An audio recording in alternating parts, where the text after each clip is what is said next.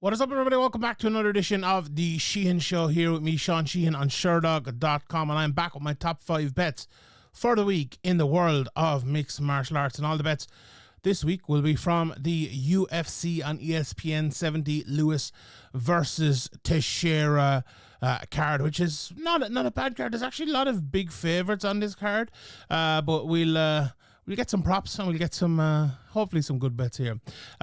To recap, last week we had 6 bets, so we had 5 in a Flier. The Flier didn't hit, but of the other 5 bets, we hit 4, so not bad. Ali Taleb was the one that didn't hit at plus 173. The Flier that didn't hit was Daniele Micheli plus 322. But the 4 that did hit, we had Movsar Ibrahimov at minus 200. We had Garnett and Wisniewska minus 275. Not the best price in the world, but it hit. And then we had the minus 200 treble of Al Saif Dayani and Al Akra. Now, I had also had Patrick Cabarrora first round knockout. I'll be honest, I don't know if odds came out for that at all. So I looked for them, couldn't find them. But I spoke to someone and I said around evens last week, and they said to me that's probably that bad. Look, I'm gonna throw it into the record, whether it hit or not. People can decide. But so we're overall now 56 from 103. So that's not bad at all. Pretty good ratio there. And only 2 Flyers hit so far in 21 goals. So that's last week. Let's get to this week, and let's get straight into the UFC with bet number 1. I'm going straight to the main event. Now, the odds for this are different in one place than another place. The best price, so I'm going, first bet is Teixeira in the main event to win in round 1. Now, I found this at plus 229. I've seen other places it's closer to around plus 130-ish, even plus 125. Whatever the price is, I'm taking it at that price. I really like Tallison Teixeira here. Went back and watched a bit of him at 6'8", at 25 years of age, at 8-0 with 7 knockout finishes. I think this is probably his time. You know, he's a big guy, athletic for a weight class, or athletic for the size. Well, athletic for the weight class as well is probably a true thing to say. You know, he beat Justin Tafa last time out in his first, major fight. I suppose you would call it, and made light work of him. Every single one of his wins so far have been not only in the first round, but basically early in the first round. Apart from his first fight, he had one other fight that didn't go past the halfway. Every other fight, 6 out of 8 have been inside of the halfway point of the first round. And I think the other side of it, Derek Lewis, I think maybe he's getting towards his time. He's turned 40 now. He's 41 fights into his career. He won last time out against Nascimento, no doubt about that, and he won against Rogerio de Lima. But in the middle of that, he lost to Gelton Almeida, and he was 0-3 in the 3 fights previous to that. So since 2021, he's only won 2 fights. And, Nascimento, a good fighter, not bad over in PFL now. And Rogerio de Lima, not amazing. But Tallison Teixeira looks like he could be like a real prospect. Again, it's hard to tell when he's fighting at a level, but this has gone up a level. And, can he get it done? I suppose we'll wait and see. Of the 12 losses of Derek Lewis's career, 7 have been via knockout. Of those 0-3, he went between 21 and 23. 2 of them were via knockout as well. Pavlovich knocked him out in the first round. Again, he is a guy that usually lasts a little bit longer. He doesn't get knocked out in the first round all that very often. It's only happened to him twice, 3 times in his career. But again, I'm back in here to 40 years of age. I'm back into Teixeira being kind of the coming guy. And that's bet 1 of the week. Tallison Teixeira to win in round 1. It's plus money, whether it's plus 130. If you get that price that I got it, it's over, and I'll shout him out, Club, but I shot him out last week. It's plus 229 there right now, so if you want to check that out, bet number 1 of the week. Let's get to bet number 2 of the week. I'm going for the other heavyweight fight on this card, and I'm going for Tafa versus Tokkos. That's under 1.5 rounds at minus 125. Again, not the most amazing money in the world, but I have a feeling this one is going to be short, no matter who wins it. You look at the records of both of them. Tafa's only gone to a decision once in his career. All his other 8 of the 9 fights have seven of those have finished inside of 1.5 rounds. There was one fight that did in the second fight of his career, but apart from the decision against Muhammad Usman, every single one of his UFC fights would have this as a winning bet. And Tokkos at the other side of it then, you know, I don't think he's the highest level guy in the world at 35 years of age. You know, he did go to decision in his last fight, but the three previous to that all finished in round one. You know, he got face cranked by Umar Sy, who, you know, kind of he's a good fighter, but you know, still young enough in his career. He won the two before that inside the distance. You know, you look at the career. Okay, he's had 4 fights go to decision out of 14, but there's still a lot of finishes there. 8 finishes in the winning side.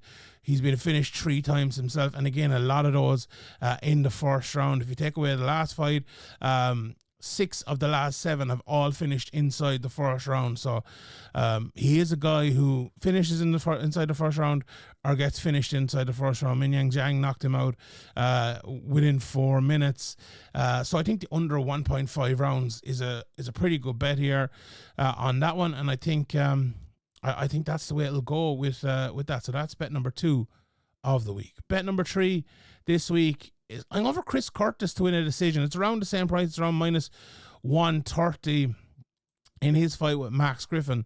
Now, Chris Curtis has lost his last 2 in a row. Max Griffin, you know, he's lost 2 of his last 3, losing to Chiesa just at the end of the year. This to me is the sort of fight I think that will go long. You look at Chris Curtis's career, you know, he's had 22 fights go to decision. Max Griffin, not as bad, but 18 fights going to decision. This one is going to be going long. You look at the odds of just the guy to win the fight, and Curtis is a sizable enough favourite. He's a minus 305 favourite.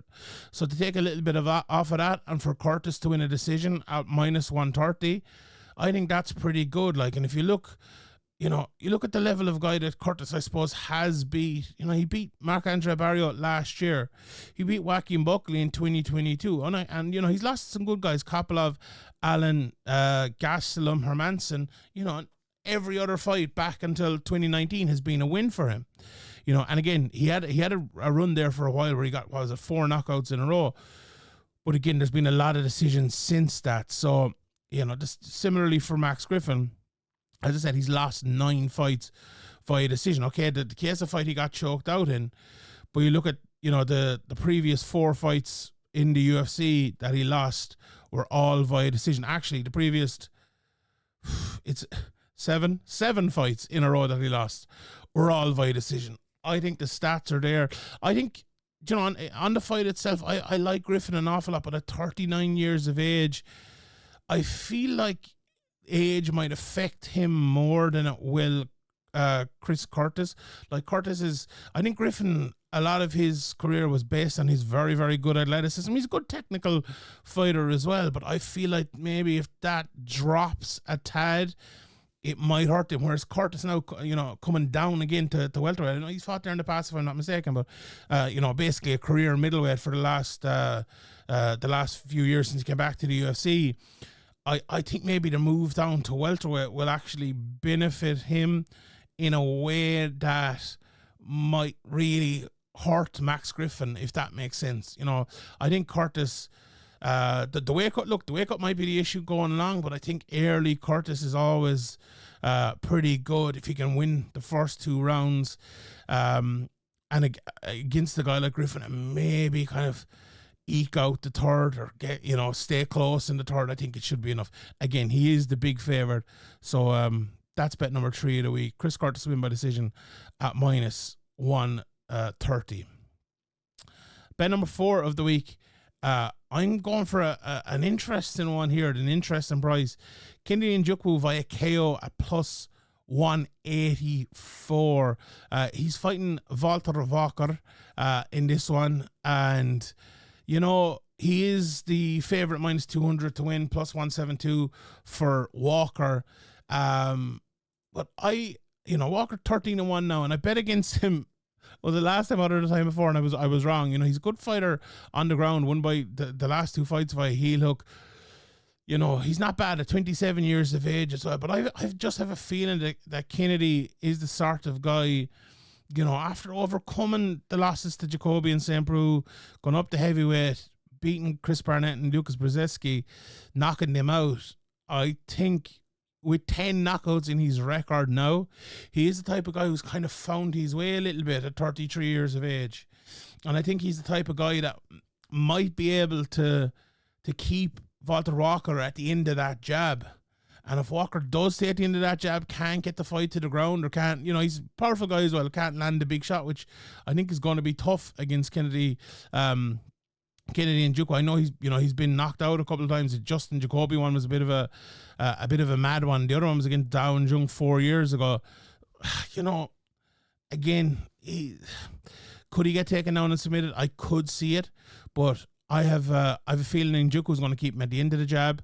He's going to let the shots go, and he's just going to be, I think, the cleaner striker in there and end up getting the finish. So the bet is plus 184 Nzechukwu via KO, and I really like that. Again, he's a guy that's highly thought of, and a lot of people think, you know, I did think maybe a couple of years ago that he could go to another level. Now, when a couple of losses come and they set you back, it's always a bit daunting, but you know, Walter Walker still, I think, has a lot to prove, and can he prove it?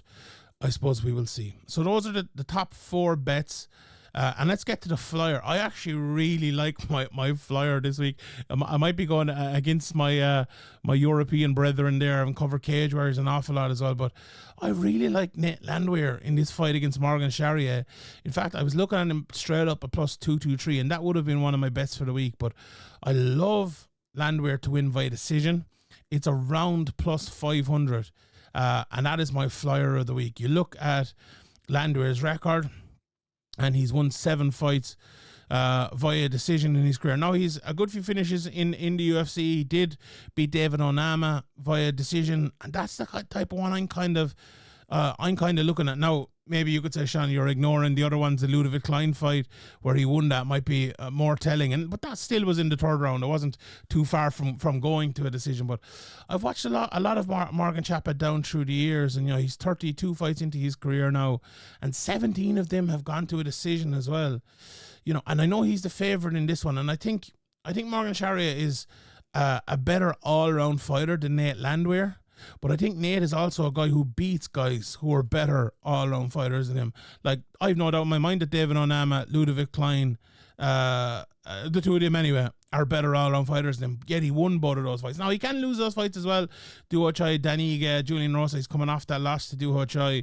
But it's been 8 or 9 months now since that fight, you know, and the heavy TKO knockout. You know, I think he will be really, really, really on a hot thing here and trying to get past Charrier. I think Charrier signed a new contract as well, if I'm not mistaken.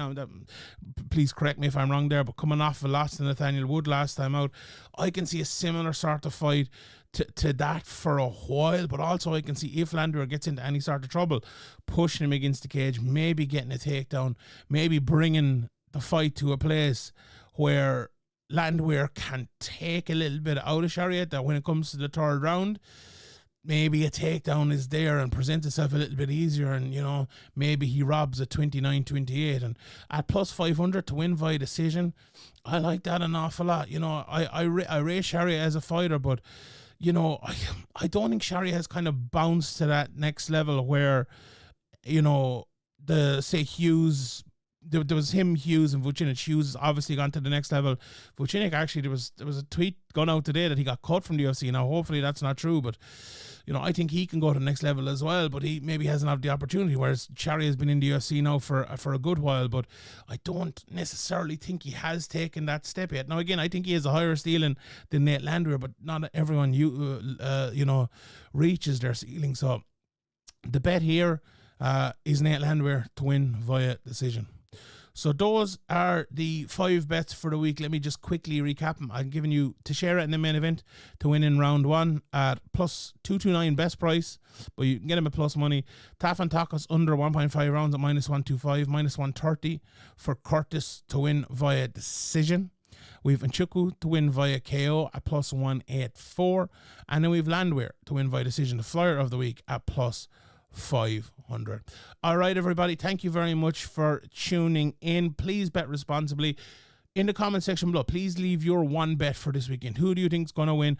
What's your lock of the week? Tell me the price as well. And next week, the best bet, we'll read it out. Please subscribe. Please give it a like. All that stuff really helps. And share this video as well if you can. I'll be back next week with more bets for the week. But until then, my name is Sheehan for Sherdog.com. And I'll see you all next time.